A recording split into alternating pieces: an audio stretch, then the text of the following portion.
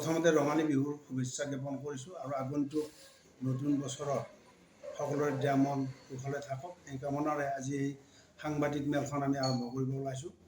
আজিৰ সংবাদ মেলখনৰ মূল কথাটো হ'ল যে অৱৰোহ সুৰক্ষা সমিতি অসম, আমি অৱৰোহ সুৰক্ষা সমিতি অসম এটা অৰাজনৈতিক সংগঠন। তথাপিতো আগন্তুক যি আমাৰ নিৰ্বাচন আহি আছে, লোকসভা নিৰ্বাচন, এই নিৰ্বাচনত কিয় আমি অংশগ্ৰহণ কৰিব লগা হলো, এই বিষয়টো স্পষ্ট কৰাৰ কাৰণে আমি আজি আপোনালোকক আমন্ত্ৰণ কৰা হৈছে। কথা হ'ল কি, প্ৰথম কথা যে চাওক, আজি BTCক আমি অৱৰোহ সুৰক্ষা সমিতি কি কাৰণে গঠন কৰিব লগা হ'ল যে BTCৰ পৰা অৱৰোহ গাঁও কৰ্তন আৰু প্ৰতিটো জনগোষ্ঠীৰ সম অধিকাৰ সমন্বয়।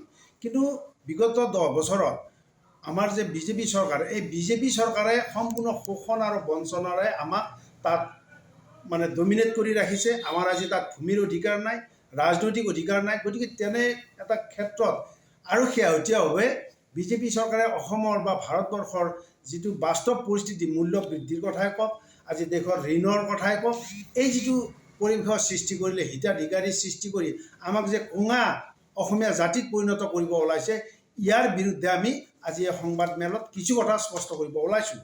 প্ৰথমে এই পটভূমিটোক নস্যাৎ কৰি তেওঁলোকে কেৱল ক্ষমতা লিপচাত যিবিলাক কৰি গ'ল, সেইকাৰণে তাত আমি গৌৰীশংকৰ হৰিণাক ছাপোৰ্ট দিবলৈ বাধ্য হ'লোঁ। আৰু সামগ্ৰিকভাৱে গোটেই অসমত আমি কংগ্ৰেছ পাৰ্টী সকলকহে আমি সমৰ্থন আগবঢ়ালোঁ।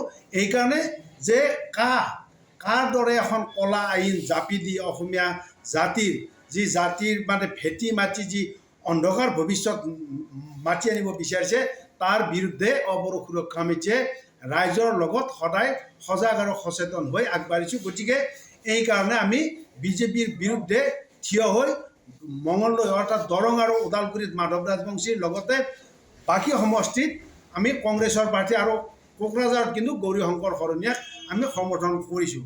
গতিকে আপোনালোকক আমি আহ্বান কৰাৰ বা আমন্ত্ৰণ কৰাৰ মুখ্যতঃ এইখিনি হ'ল উদ্দেশ্য। মাধৱ ৰাজবংশীৰ লগত আমাৰ এইটোৱে আলোচনা যে আপুনি BTCৰ সকলো জাতি জনগোষ্ঠীৰ, বড়োকো আমি সম্পূৰ্ণ পেলাই থ'ব বিচৰা নাই, সকলো জাতি জনগোষ্ঠীৰ সম অধিকাৰ সমন্বয়ন অৰ্থাৎ ভূমিৰ অধিকাৰ আমাক লাগিবই। আমাৰ ভূমিৰ অধিকাৰ তাত নাই।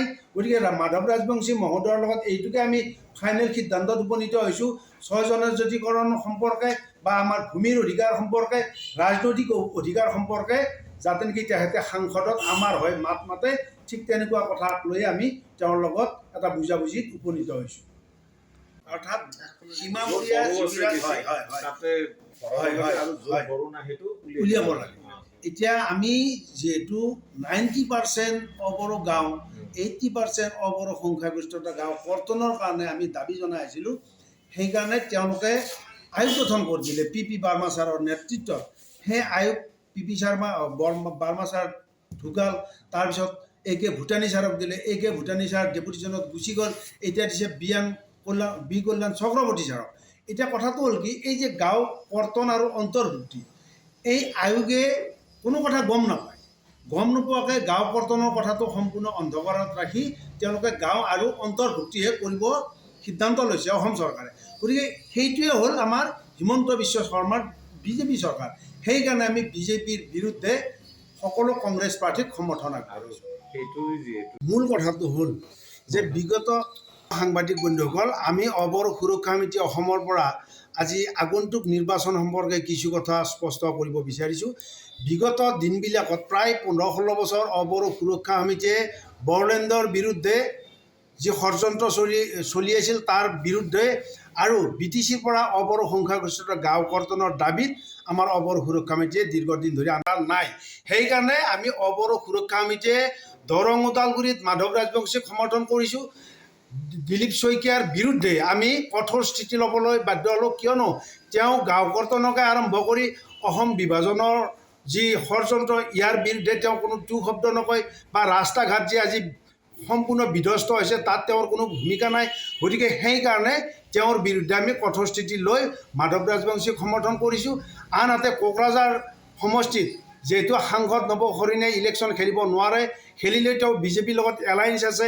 গতিকে সেইকাৰণে তাত আমি গৌৰীশংকৰ হৰিণাক সমৰ্থন দিছোঁ আৰু সামগ্ৰিকভাৱে গোটেই অসমত বিজেপিৰ বিৰুদ্ধে আমি কংগ্ৰেছক সমৰ্থন আগবঢ়াইছোঁ।